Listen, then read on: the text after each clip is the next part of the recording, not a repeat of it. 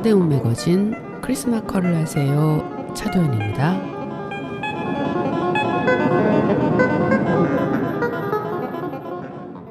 안녕하세요 여러분. 23번째 만남 시작합니다.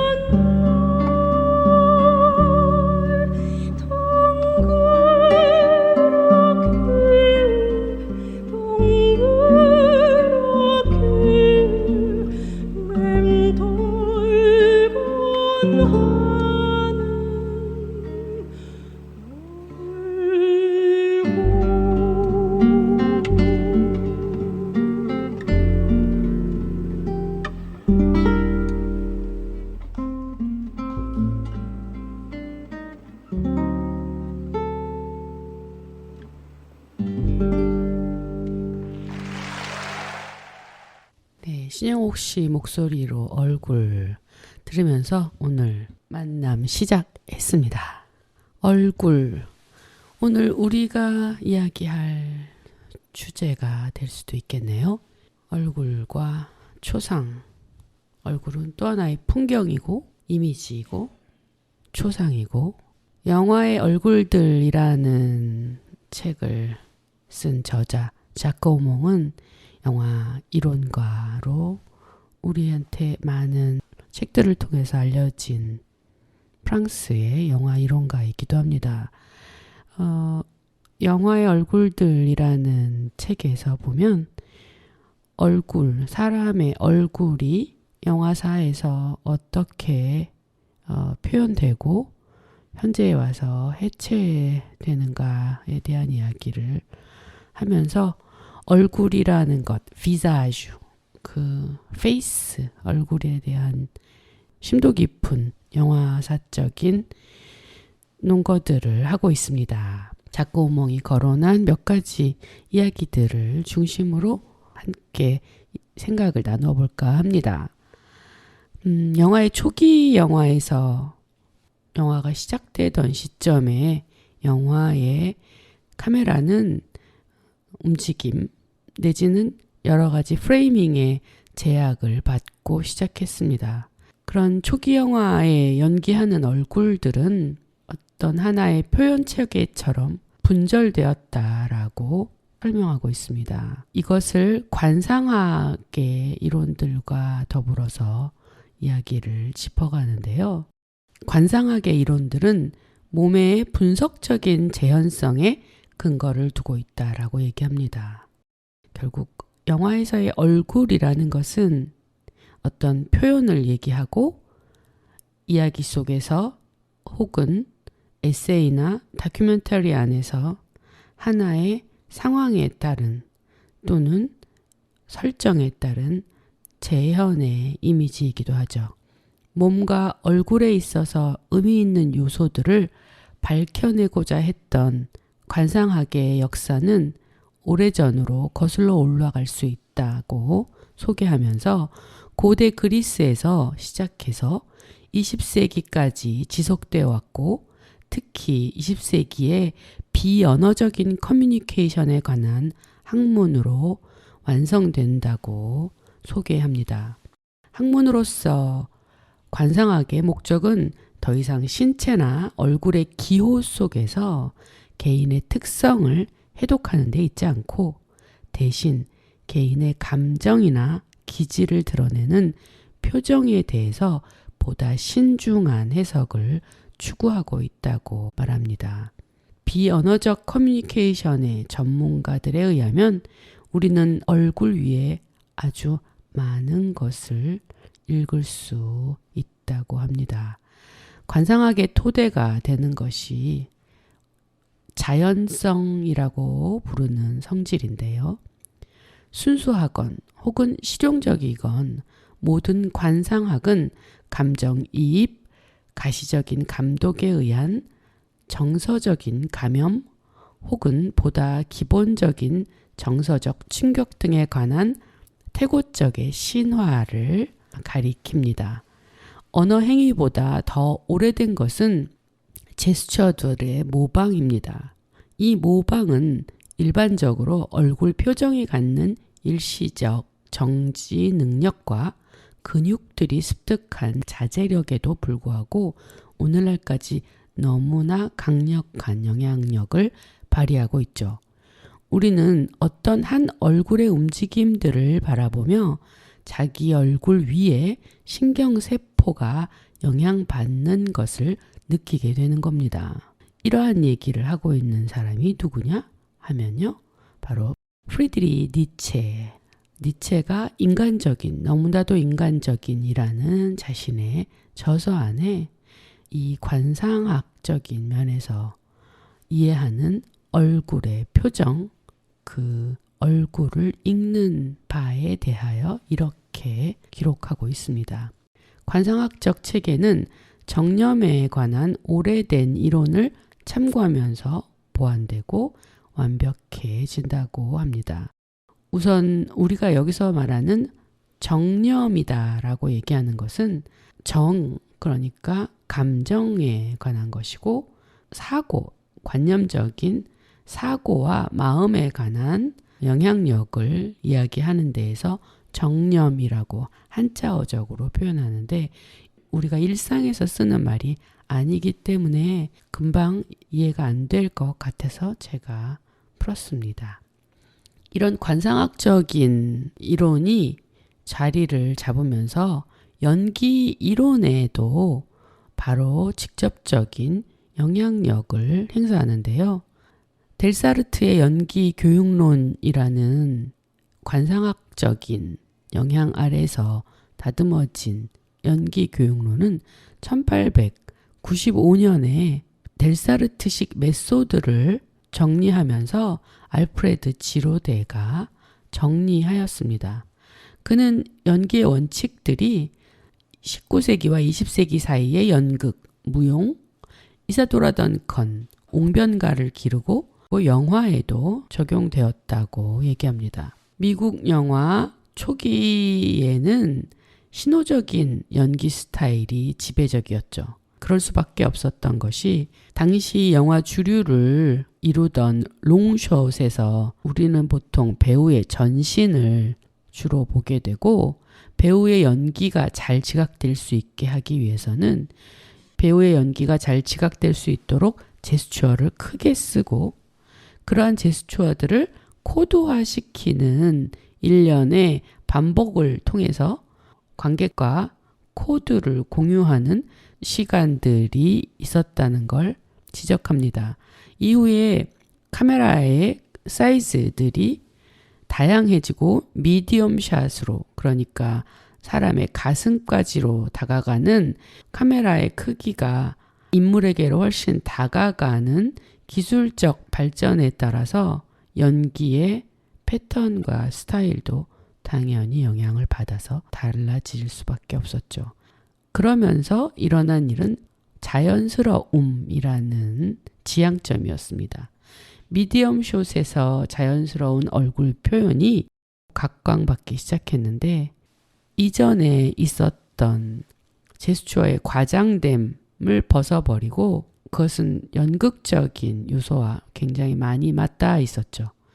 그리피스를 만나면서 그리피스가 영화에서의 드라마투르기의 기초적인 문법을 완성했다라고 얘기한다면, 그는 또한 극적 요소를 만들어가는 영화적 장치들을 이해하고 실현해 가는 과정에서 거기에 걸맞는 연기의 자연스러움을 요구하고 연기 메소드들이 실험되면서 팬터마임적이었던 이전의 연기들과 구별하면서 이제 영화에서의 얼굴의 표현, 자연스러움, 얼굴이 연기하는 얼굴로 다가가는 시절로 불쑥 들어섭니다. 로마의 아우구스투스 황제 시절부터 오늘날까지 갈망, 만족, 원한 등 몇 가지 기본적인 감정 상태들의 재현만을 목적으로 삼았던 팬터마임 정도로는 이제 영화는 그로부터 더 많이 세분화되었습니다. 그렇게 해서 전혀 다른 얼굴의 개념이 생기게 되었다는 거죠. 영화에서 클로즈업 그리고 인물 중심으로 한 이미지 사이즈가 가능해짐으로써 드디어 우리는 비자주, 얼굴을 마주하게 됩니다.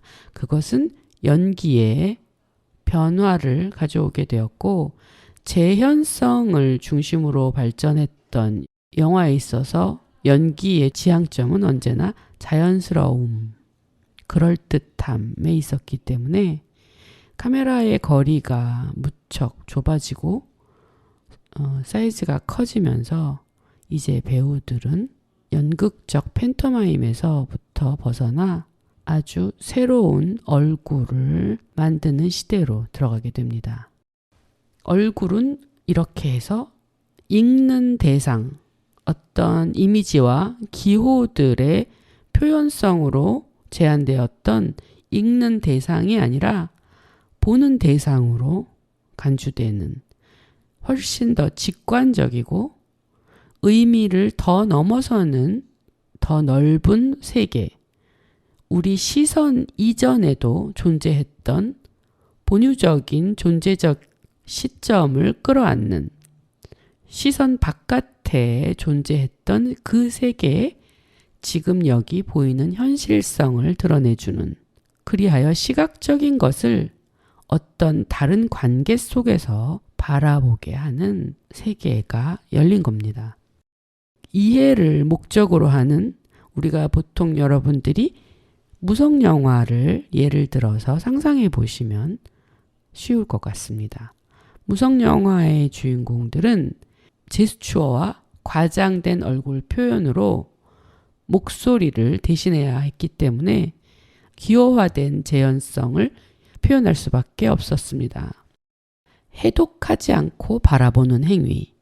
우리는 이것을 지금 굉장히 자연스럽게 하고 있지만 사실 의미작용이 없는 것을 바라본다라는 것은 무척 현대적인 행위가 되어버립니다.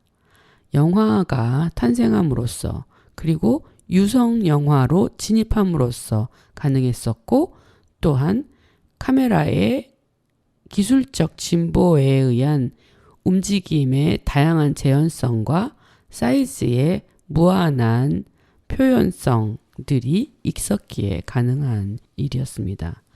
이런 것은 주체나 의식 같은 성가신 개념을 격리시키고 아무런 의미나 혹은 이해 없이도 직물적으로 그저 바라보는 것만으로 우리가 바로 만날 수 있는 얼굴을 탄생시킨 셈입니다. 가독적인 것과 가시적인 것 사이의 대립이 분명히 존재하죠. 그렇다면 이 대립은 무엇을 의미하는가? 이것은 직접성과 간접성의 차이라고 샤크 오몽은 이 영화의 얼굴들에서 얘기합니다. 그러니까 가시적인 것은 우리가 보는 대로 그냥 바라보는 것들은 말 그대로 자명합니다.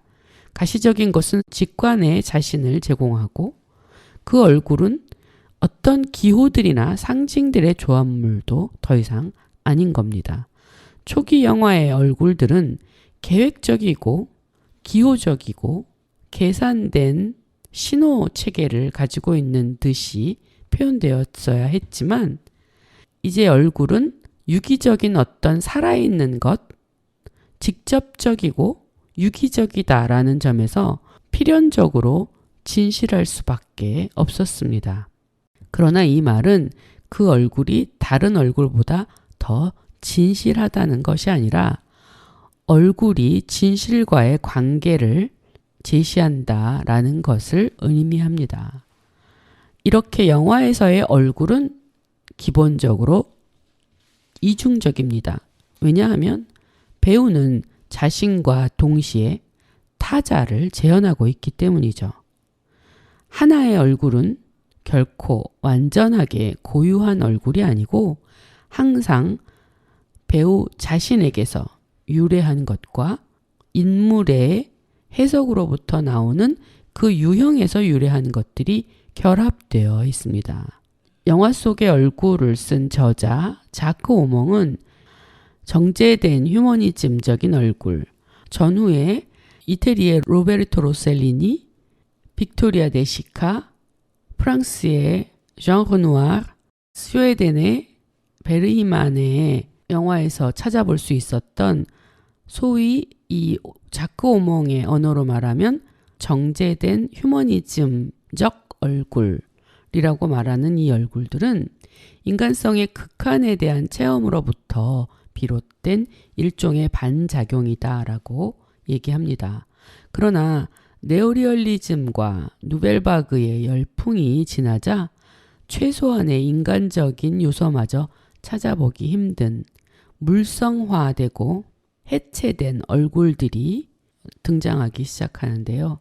이것이 바로 포스트 모더니즘의 등장과 더불어서 얼굴의 탈구, 해체, 변형 이런 것들에 집착하는 새로운 시네아스트들이 등장하면서 시네마토스코프가 또한 가지고 있는 거대한 크기, 그로부터 나오는 기형적인 확대성, 일상적이지 않은 롱테이크나 줌으로부터 시작된 비현실적인 이미지의 크기, 우리가 일상에서 발견하지 못하는 그로테스크한 클로즈업의 이미지들, 이런 것들이 얼굴의 해체와 물화에 기여한다고 오몽은 얘기하고 있습니다.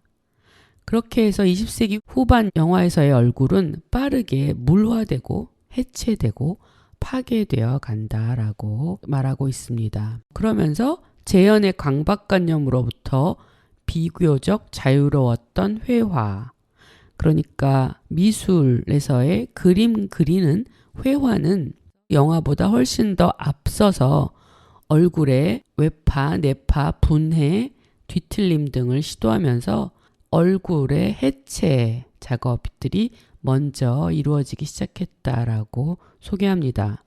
사진 또한 일말의 개성과 독자성도 남아있지 않은 비인격적인 얼굴들을 수집하고 분류하면서 이런 시대의 현대 시각 예술의 흐름에 따라서 영화도 점점 얼굴의 해체와 기계화에 관심을 가지게 되었다고 설명합니다.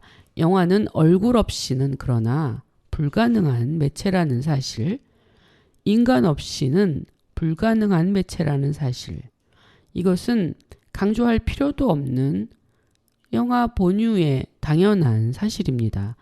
이 부분에 대해서 자코몽은 다시 한번 재차 강조하면서 영혼을 담는 그릇인 인간의 얼굴을 가장 근사치로 표현해낼 수 있는 매체가 바로 영화라는 사실을, 그리고 그것에 주목해서 영화가 어떻게 얼굴들을 영혼을 담는 그릇이다라는 바로 그 지점, 절대로 사물화될 수 없는, 그렇게 해서 얼굴에 남는 우리에게 영화는 그 얼굴의 시공간적인 현존을 그대로 보여주는 도구다라고 얘기한 오몽의 핵심을, 중요한 주제의식을 이 책을 번역한 김호영 씨가 마지막에 정리하고 전달하고 있습니다.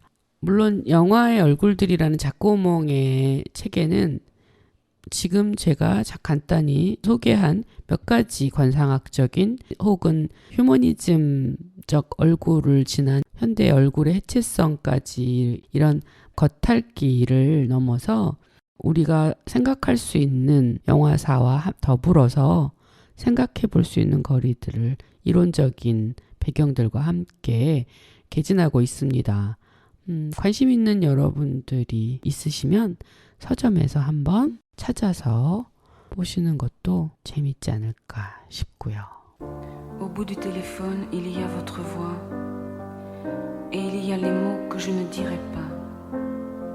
Tous ces mots qui font peur quand ils ne font pas rire, qui sont dans trop de films, de chansons et de livres. Je voudrais vous les dire et je voudrais les vivre. Je ne le ferai pas. Je veux, je ne peux pas. Je suis seule à crever et je sais où vous êtes. J'arrive, attendez-moi, nous allons nous connaître. Préparez votre temps, pour vous j'ai tout le mien.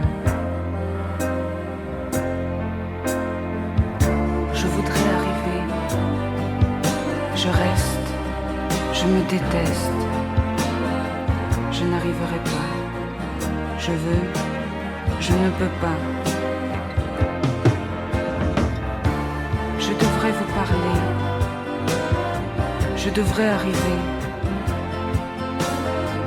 Ou je devrais dormir.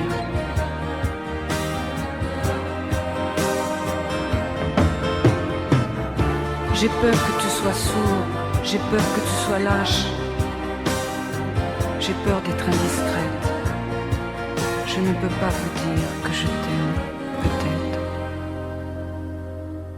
Mais si tu crois un jour que tu m'aimes, ne crois pas que tes souvenirs me gênent. Et cours, cours jusqu'à perdre haleine. Viens me retrouver. Si tu crois un jour que tu m'aimes, et si ce jour-là tu as de la peine à trouver où tous ces chemins te mènent, viens me retrouver. Si le dégoût de la vie vient en toi, si la paresse de la vie s'installe en toi, pense à moi, pense à moi. Mais si tu crois un jour que tu m'aimes, ne le considère pas comme un problème. Et cours jusqu'à perdre haleine. Viens me retrouver. Si tu crois un jour que tu m'aimes, n'attends pas un jour, pas une semaine, car tu ne sais pas où la vie t'amène. Viens me retrouver. Si le dégoût de la vie vient en toi,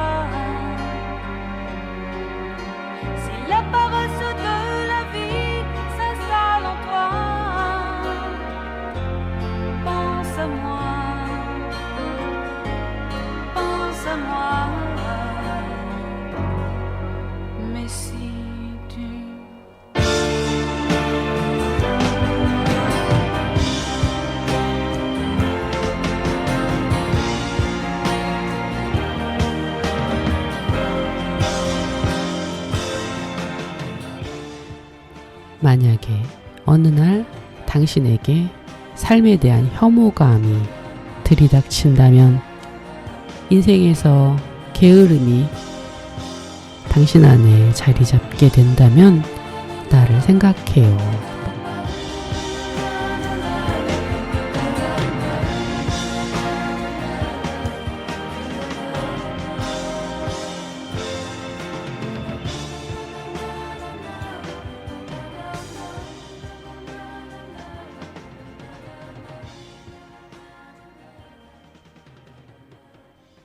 프랑소아즈 하르디 메시지 퍼소넬 1973년도 노래로 들었습니다. 사적인 메시지에 대한 얘기인데 어느 날 당신이 나를 사랑한다고 믿게 된다면 그걸 문제라고 생각하지 말고 내게 숨이 다 찰 때까지 뛰어오세요. 하루도 일주일도 미루지 말고 뛰어오라고 얘기하고 있네요. 네, 개인적인 사적 메시지 프랑소아즈 하르디의 노래 들었습니다. 서대문의 다양한 이야기를 담았습니다. 우리 아이가 잠든 사이 서대문 역사기행 이심전심의 톡톡톡 크리스마커를 하세요. 들리는 연구 보이는 세상까지 서대문 매거진은 수다, 교양, 재미있는 연구까지 골라듣는 재미가 있습니다. 얼굴에 대한 얘기를 좀 전에 자꾸 멍의 책을 소개하면서 했었는데요. 지난주에 제가 전체주의와 육체에 대한 탐닉, 물성에 천착하는 그것들이 어떻게 관계를 긴밀하게 가지고 있는지에 대한 얘기를 했는데요. 나르시시즘에 대한 관련성도 우리가 이야기를 했던 것 같고요. 오늘은 음악과 함께 크리스마커의 글들을 나누려고 하는데요. 북녘 사람들, 제가 오래전에 여러분에게도 소개를 잠깐 한 바가 있는 크리스마커의 책인데 사진집이면서 동시에 에세이이기도 합니다.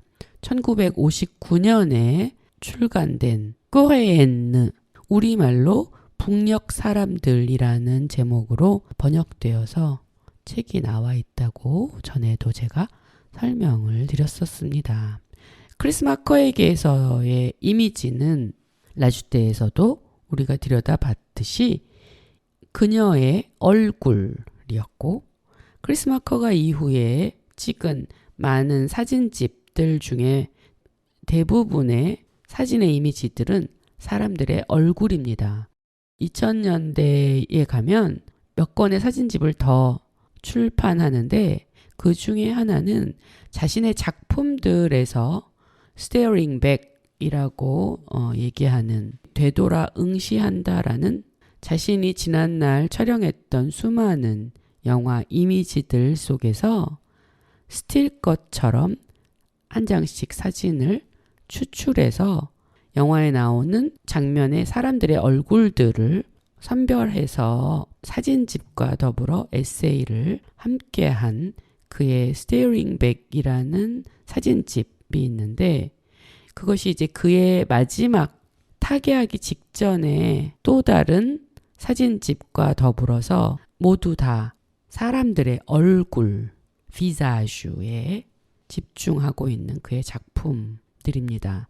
그렇게 보자면 그의 첫 작품인, 이러한 시리즈들의 첫 작품인 1959년 칸을 방문하고 찍은 사진들과 더불어서 출판한 이 책은 크리스마커가 작가로서 사람을 어떻게 관계하고 작품 속에서 대하는가 아주 잘 보여주는 책이라고 생각하고요.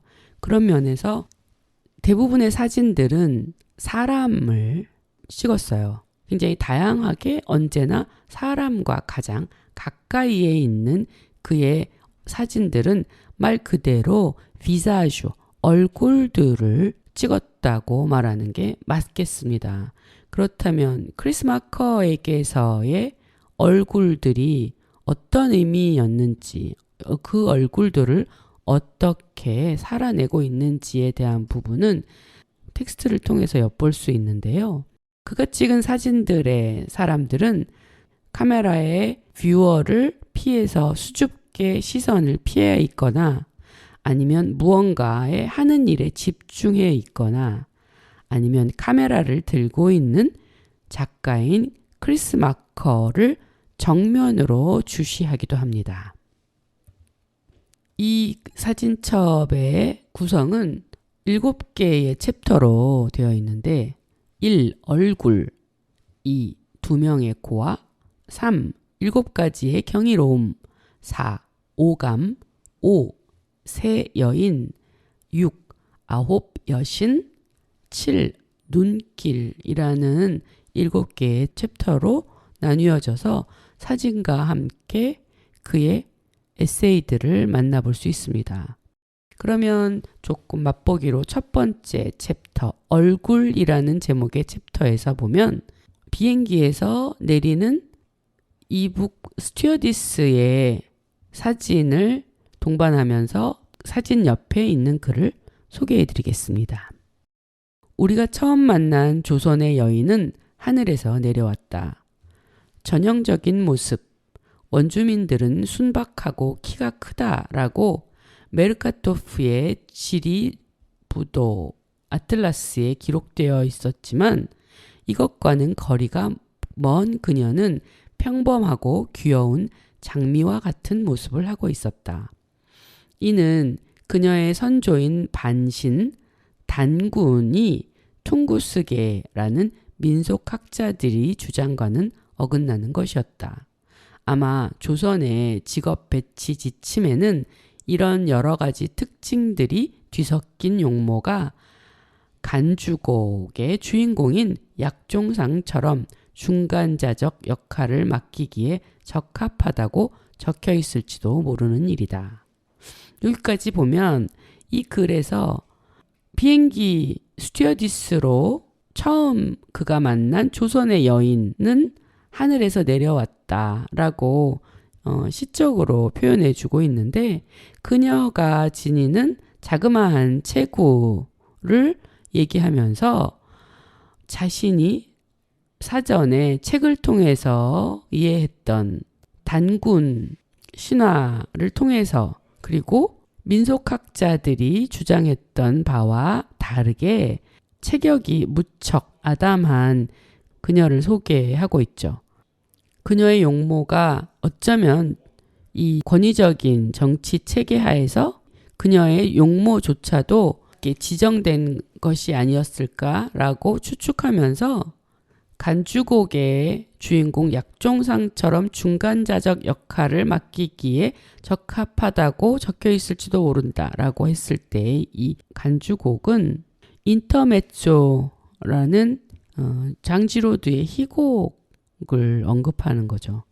이런 식으로 사진, 인물에 대한 크리스 마커의 코멘트는 아주 많은 코노테이션을 덧붙이면서 옵니다.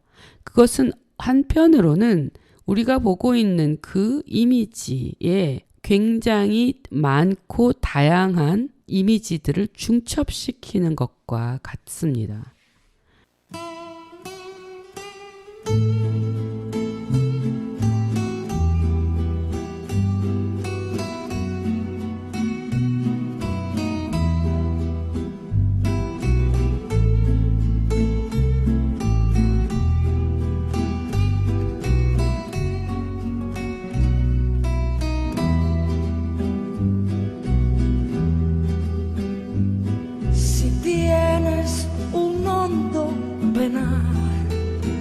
Piensa en mí. Si tienes ganas de llorar, piensa en mí.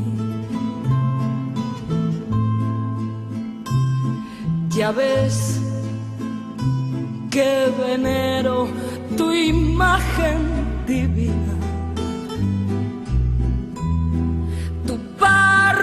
La boca que siendo tan niña me enseñó a pecar. Piensa en mí cuando sufras, cuando llores, también piensa en mí. Cuando quieras quitarme la vida, no la quiero para nada, para nada me sirve sin ti. Piensa en mí cuando sufras, cuando llores, también piensa en mí. Cuando quieras quitarme la vida, no la quiero para nada, para nada me sirve sin ti.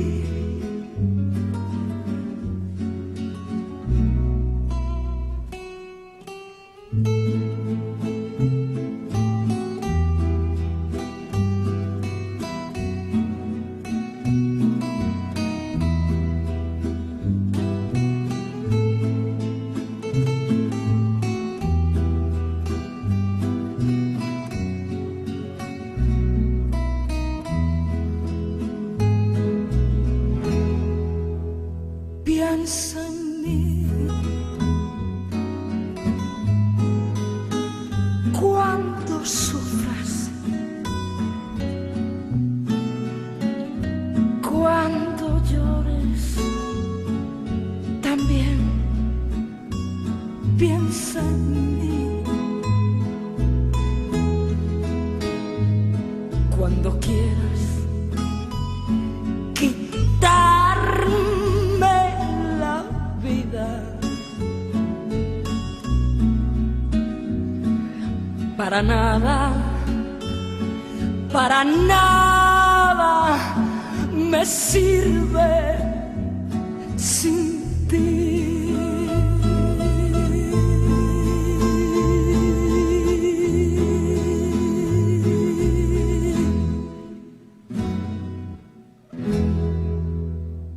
Piensa en mí. 알모도바르의 1991년작 하이힐에 나오는 OST로 루즈 가자리 불렀습니다. Piensa en mí. 나를 생각해. Cuando sufras. 괴로울 때에도 No la quiero para nada me sirve sin ti. 당신 없이는 나에게 아무것도 아무런. 페드로 알모도바르는 1990년대에 저를 온통 사로잡고 소위 말하는 신파의 장르가 어떻게 완벽하게 미학적으로 완성될 수 있는지를 보여주는 알모도바르만의 독보적이고 창의적인 아름다운 영화들을 감상할 수 있습니다. 이어서 루즈 가잘의 노래를 하나 더 듣겠습니다. 하이힐의 OST 중에서 Un año de amor, 1년간의 사랑이라는 노래를 한 곡 더 듣고 돌아오겠습니다.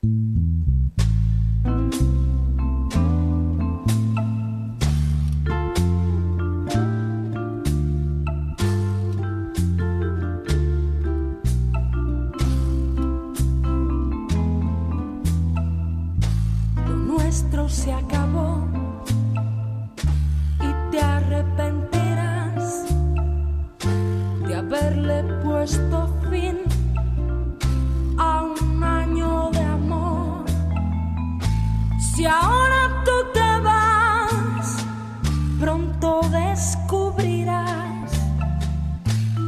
Los días son eternos y vacíos sin mí.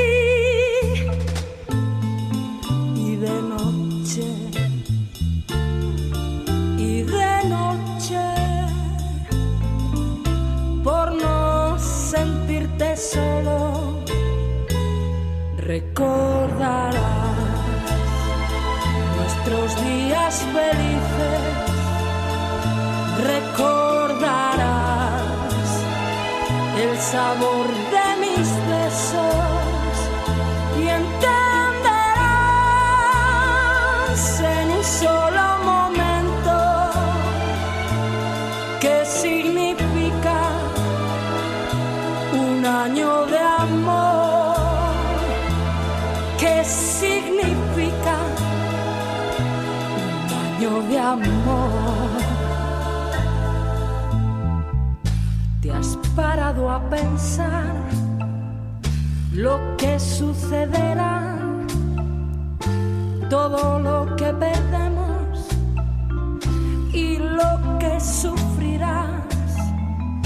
Si ahora tú te vas, no recuperarás los momentos felices que te hice vivir.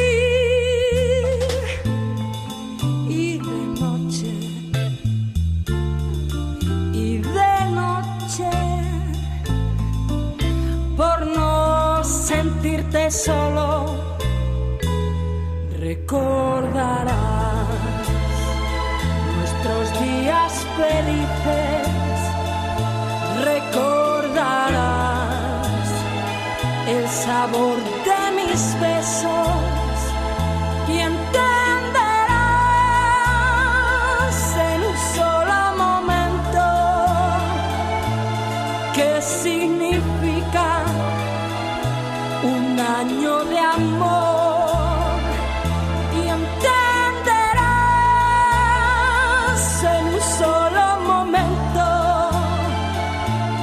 ¿Qué significa un año de amor?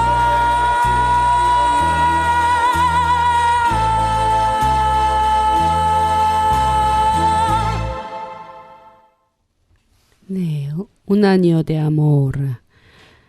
영화 하이힐의 한 장면 OST에서 들었습니다. ¿Qué significa un año de amor? 1년 동안의 사랑이 무슨 의미일까요? Todo lo que perdemos y lo que sufrirás. 우리가 잃은 모든 것과 당신이 겪게 될 모든 것. Los momentos felices que tu vivir.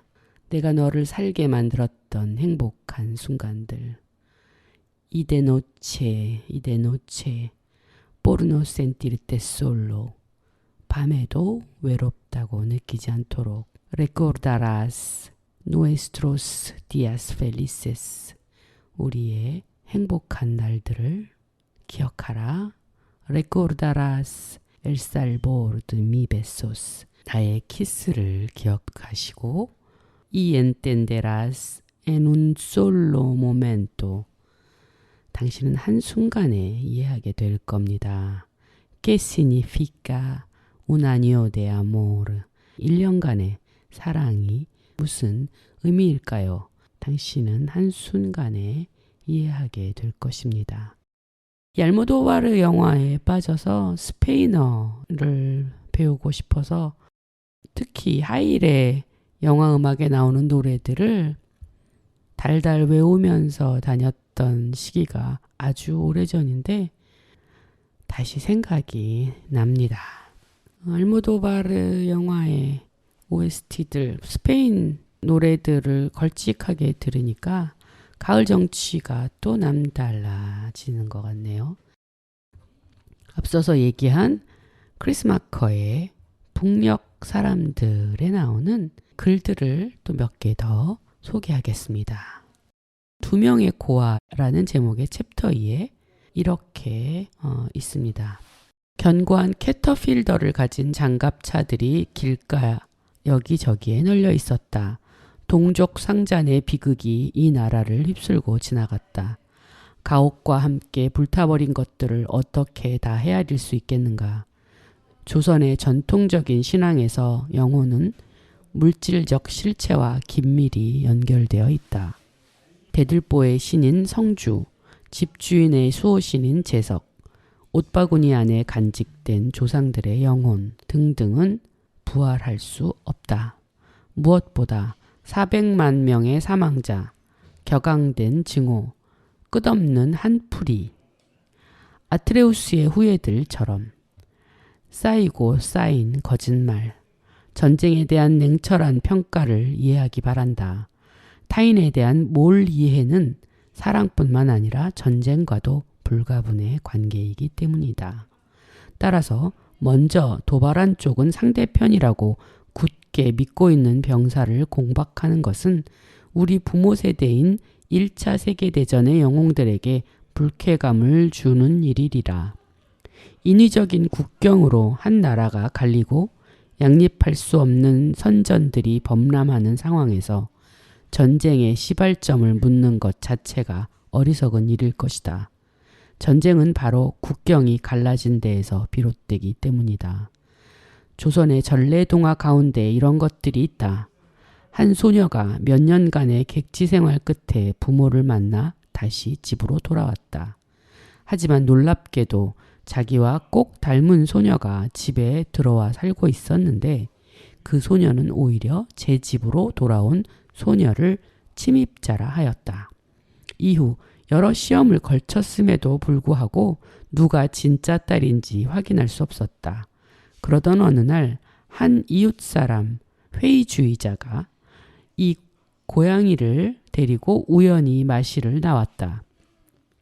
딸의 자리를 차지하고 있던 가짜 소녀는 고양이를 보자마자 공포로 머리털을 곤두세우며 본래의 모습인 쥐로 돌아갔다. 1945년에 그어진 경계로 인해 조선도 이제는 두 소녀와 같은 처지가 되었다. 그렇다면 과연 누가 쥐고 누가 고양이란 말인가? 타자의 타국에 대한 역사와 현실 인식을 이토록 통찰력 있게 하는 데에 대해서 저는 언제나 놀랍니다. 단지 한국에 대한 크리스마커의 이해만이 아니라 다른 여러 나라의 여행을 통해서 그 나라들에 대한 영화를 만들고 책을 쓸 때에도 그가 가지는 각 나라들에 대한 이해력의 깊이와 통찰은 어디서부터 가능한 것인지 저도 가늠하기가 어렵습니다. 여기서도 보면 그리스 신화에서 아트레스의 후예들에 대해서 언급합니다.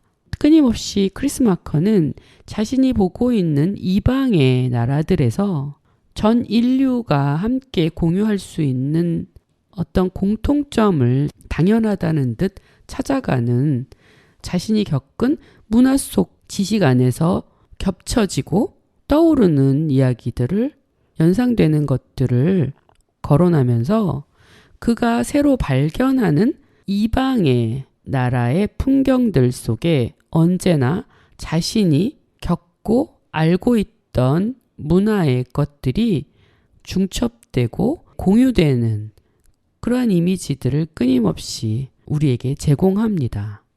세 번째 챕터 7가지 경이로움이라는 것에는 이런 이야기도 합니다. 시장, 그곳은 물건의 공화국이다. 물론 이상적인 공화국 말이다. 전체는 부분의 합 이상이고 비록 그 부분이 서툴거나 진부할지라도 그것은 아름답다. 부분적으로 택한 물건 각각은 점잖은 풍경 속의 풍속에 대한 하나의 경멸이 되겠지만 그 전체는 마치 주제단처럼 화려하고 기묘한 피렌체의 신시장이 된다. 조선의 시장은 그리 단순하지 않다.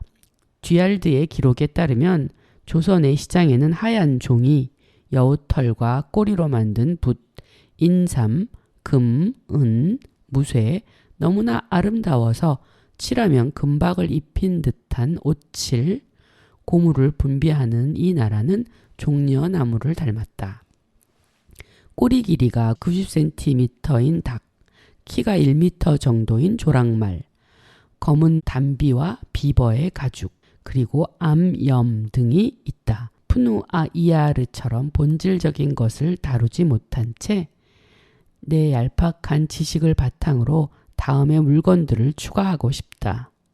일본에서 쓰는 것과 같은 도미노 놀이의 패와 비슷하지만 보다 얄팍하고 예쁜 마작의 골패와 여인들의 한복, 번데기처럼 투명하고 뻣뻣한 올이 굵은 삼배로 만든 짧은 저고리와 가슴이 시작하는 부분 혹은 가슴이 끝나는 부분이라고 프랑스 비평가 실밤 지젤이 말한 바 있다.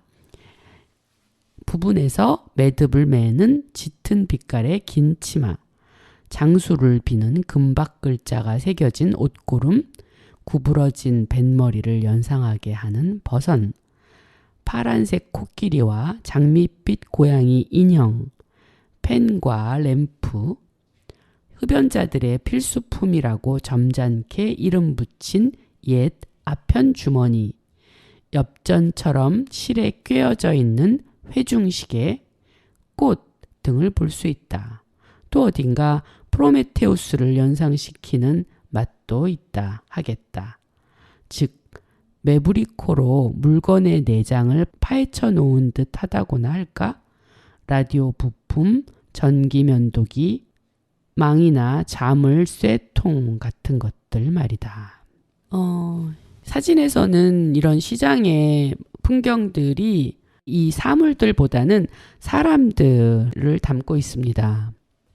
이 사진첩과 함께하는 그의 텍스트를 읽다 보면 끊임없이 하나하나의 사물들을 자세히 들여다보고 묻고 답을 들으면서 그 사물을 이해해 가려고 하는, 탐구하는 작가의 모습이 보이는 것 같습니다. 또 다른 하나의 챕터를 읽어보겠습니다. 오감이라고 붙여진 네 번째 챕터에서 조선의 밥상은 가장무도회다. 그러나 정작 변장을 하는 것은 음식들이다. 계란찜은 도전이고 오리요리는 하나의 비방이며 무교병은 망각이고 가재요리는 애매모호하다. 샐러드는 뒤섞여 있고 우설은 말이 없으며 소의 머리는 기억을 상실했다. 생선은 말할 나위도 없이 바싹 말라있다. 식사 중간에 성배가 나타난다. 방 안은 마치 지구상의 모든 향로가 펴져 있는 것처럼 향긋한 냄새로 가득 찬다. 풀, 해초, 여러 종류의 토막과 가시, 즉 온갖 소우주들의 재헌의회 열기 속에서 대위법에 의해 끝없이 어우러지는 음식의 바벨탑 혹은 요정들의 냄비인 것이다. 조선의 가장 가난한 집 아이라고 할지라도 적어도 1년에 한 번 생일날은 이런 기적을 경험한다. 그러나 자정이 되어 마술이 풀리고 신데렐라가 본 모습을 되찾을 즈음 아이는 호박이 사라졌다는 사실에 아쉬워한다. 흥미진진하게 한편의 애니메이션을 보는 것 같은 리듬으로 밥상을 소개하고 있다는 생각입니다. 제임스 본드 No Time to Die 2021년 영화 음악으로 빌리 아일리쉬가 부른 No Time to Die 함께 들으면서 마감합니다. 여러분 편안한 시간 보내시고 다음 주에 또 만나요. 감사합니다.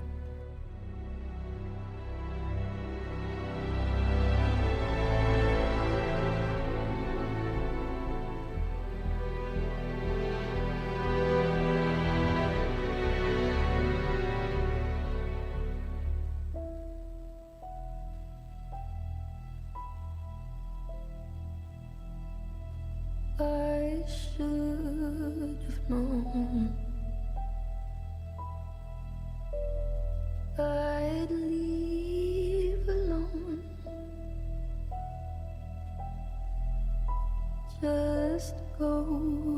for sure that the blood you bleed is just the blood you own.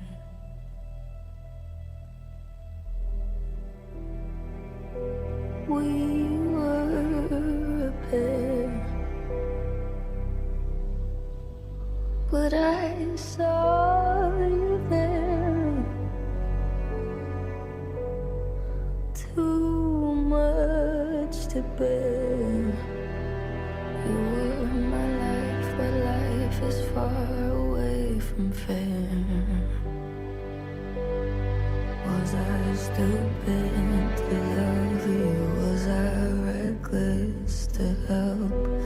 Was it obvious to everybody else that I've fallen for a lie? You were never on my side. Fool me once, fool me twice. Are you dead for paradise? Now you never see me cry. There's just no time to